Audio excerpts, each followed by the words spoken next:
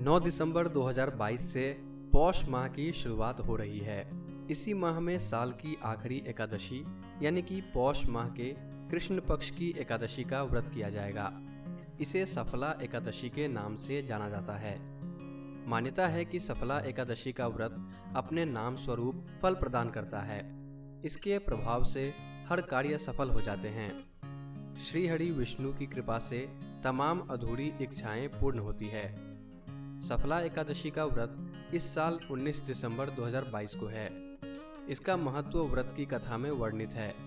आइए जानते हैं सफला एकादशी की कथा। चंपावती नगरी में एक महिष्मान नाम का राजा राज्य करता था। उसके 4 पुत्र थे।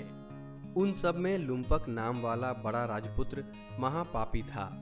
वह सदा बुरे कामों में अपने पिता का धन नष्ट किया करता था। सदैव ही देवता, ब्राह्मण, वैष्णवों की निंदा किया करता था।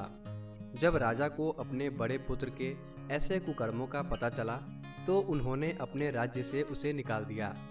तब वह विचारने लगा कि कहाँ जाऊं, क्या करूं। अंत में उसने चोरी करने का निश्चय किया।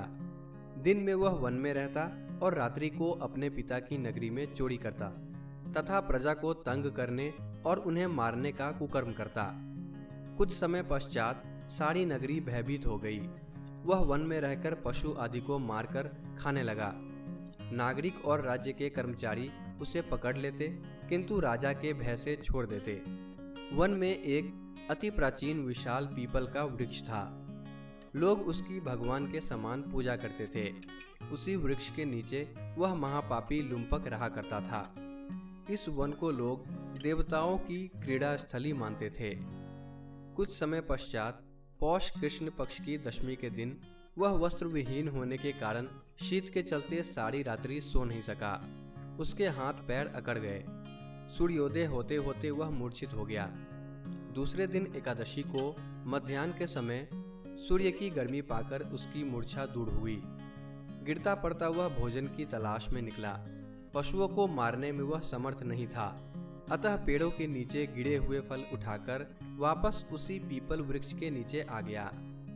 उस समय तक भगवान सूर्य अस्त हो चुके थे। वृक्ष के नीचे फल रखकर कहने लगा, हे भगवान, अब आपके ही अर्पण है ये फल, आप ही तृप्त हो जाइए। उस रात्रि को दुख के कारण रात्रि को भी नींद नहीं आई। उसके इस उपवास और जागरण से भगवान अत्यंत प्रसन्न हो गए और उसके सारे पाप नष्ट हो गए।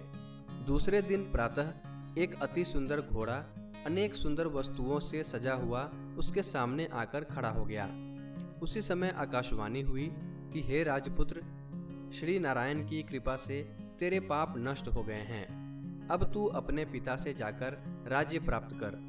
ऐसी वाणी सुनकर वह अत्यंत प्रसन्न हुआ और दिव्य वस्त्र धारण करके भगवान आपकी जय हो कहकर अपने पिता के पास गया। उसके पिता ने प्रसन्न होकर उसे समस्त राज्य का भार सौंप दिया और स्वयं वन के रास्ते चल दिए। अब लुम्पक शास्त्रानुसार राज्य करने लगा। उसके स्त्री, पुत्र आदि सारा कुटुंब भगवान नारायण का परम भक्त हो गया। वृद्ध होने पर भी अपने पुत्र को राज्य का भार सौंपकर वन में तपस्या करने चला गया और अंत समय में वैकुंठ को प्राप्त हुआ। यह सफला एकादशी की कथा हमें भगवान के अति कृपालु होने का भान कराती है। यदि कोई मनुष्य अज्ञानवश भी प्रभु का स्मरण करे तो उसे पूर्ण फल की प्राप्ति होती है। यदि मनुष्य निश्चल भाव से अपने पापों की क्षमा मांगे तो भगवान उसके बड़े से बड़े पापों को भी क्षमा कर देते हैं। वीडियो पसंद आया हो तो इस वीडियो को लाइक करें, इसे शेयर करें और इसी तरह के अन्य वीडियोस देखने के लिए हमारे चैनल को सब्सक्राइब जरूर करें। धन्यवाद।